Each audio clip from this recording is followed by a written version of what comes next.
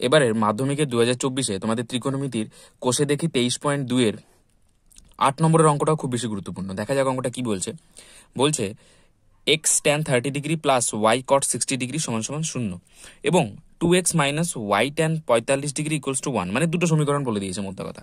এই হলো 1 নম্বর সমীকরণ, এই যে এইটা হচ্ছে একটা সমীকরণ, আর সেকেন্ডেরটা হচ্ছে এইটা হচ্ছে। এইবার এরকম হলে এক্স এবং ওয়াই, কারণ এখানে আমরা দেখতে পাচ্ছি দুটোর মানই এখানে অজানা, এক্স আর ওয়াই এর এই দুটো মানই অজানা, এই প্রথম সমীকরণও আর দ্বিতীয় সমীকরণও। তো এই দুটোর মান আমাদের বের করতে হবে। কিভাবে বের করবো? তাহলে আমরা প্রথমে এখানে অ্যান্সারটা লিখি। তো প্রথম সমীকরণ আমরা আমাদের কি বলেছে, X tan 30 degree plus Y cot 60 degree. যখন এরকম দুটো সমীকরণ বলে দেবে আর এক্স ওয়াই এর মান বের করতে বলবে, তখন প্রথম সমীকরণটা নেবে এবং এখানে আমরা যে মানগুলো বলবে সেগুলো বসিয়ে দিতে হবে। ঠিক আছে, মানে যেমন এখানে ট্যান 30 ডিগ্রির মান আমাদের সবারই জানা আছে 1/√3 প্লাস ওয়াই, আর কট 60 ডিগ্রি মানে কট 60 ডিগ্রি হলো ট্যান 60 ডিগ্রি যা হয় তার উল্টো। এবার ট্যান 60 ডিগ্রি কত হয়? √3। এবার √3 উল্টো কত? 1/√3। ঠিক আছে, বা এভাবে মনে রাখতে পারো যে কট 60 ডিগ্রি ট্যান 30 ডিগ্রির সমান হয় 1/√3 সমান সমান 0। বা এবার এখানে আমরা একটা জিনিস করতে পারি যে x/√3, এই এবার ওয়াইটাকে ডান দিকে নিয়ে চলে গেলাম, তাহলে সমান সমান মাইনাস ওয়াই ইন্টু 1/√3।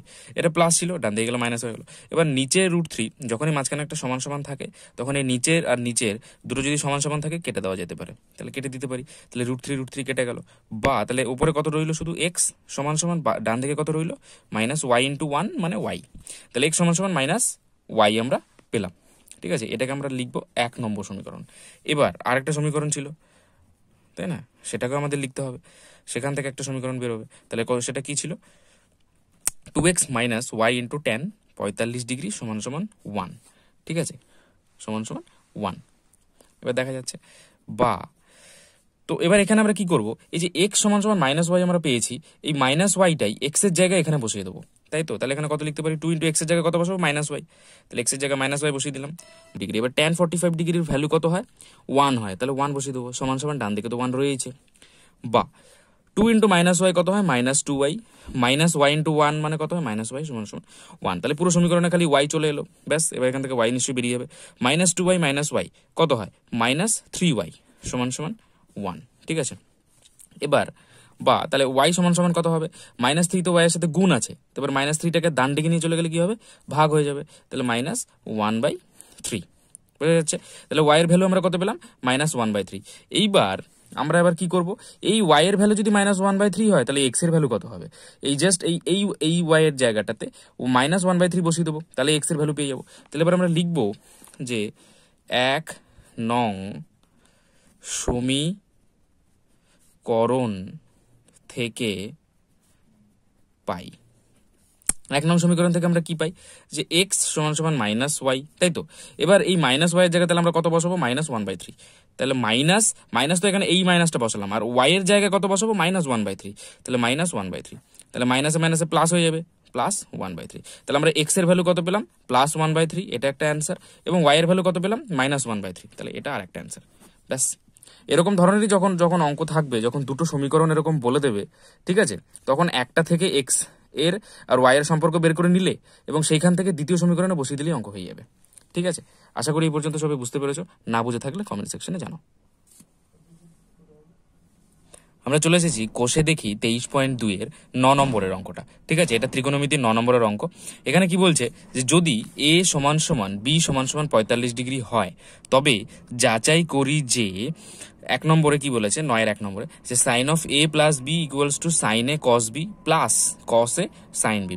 ঠিক আছে, জাস্ট এটা আমাদের প্রমাণিত করতে হবে। তাহলে প্রমাণ মানে যাচাই করা মানে প্রমাণ করা। তাহলে প্রমাণ করার ক্ষেত্রে আমরা কি লিখবো? একটা দেখতে পাচ্ছি বাম পক্ষ দেখতে পাচ্ছি এবং ডান দিকে একটা ডান পক্ষ দেখতে পাচ্ছি। তাহলে এবার এখানে প্রথমে অ্যান্সারে তাহলে আমাদের বাম পক্ষ বলে লিখতে হবে। এরকম ধরনের যখনই যাচাই করার অঙ্ক দেবে, তো বাম পক্ষ বলে সেখানে শুধু বাম পক্ষে যেটা আছে সেটা লিখবো।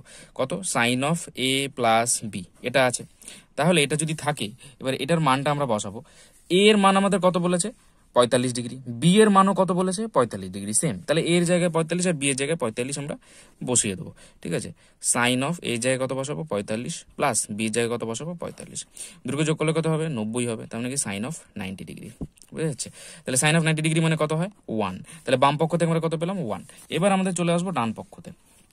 ঠিক আছে, ডান পক্ষ।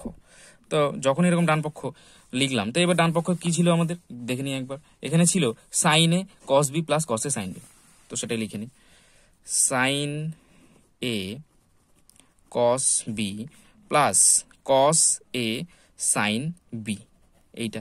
তো এটাও যদি আমাদের এক চলে আসে, এই বাম পক্ষের সমান যদি এক চলে আসে, তাহলেই প্রমাণিত হয়ে গেল, তাই না? তাহলে এবার সাইনে এর জায়গায় কত বসাবো? 45 ডিগ্রি, কারণ আমরা আগে কি দেখেছিলাম যে এ সমান সমান 45 ডিগ্রি, বি সমান সমান 45 ডিগ্রি, তো সেটাই আমরা এখন বসাবো।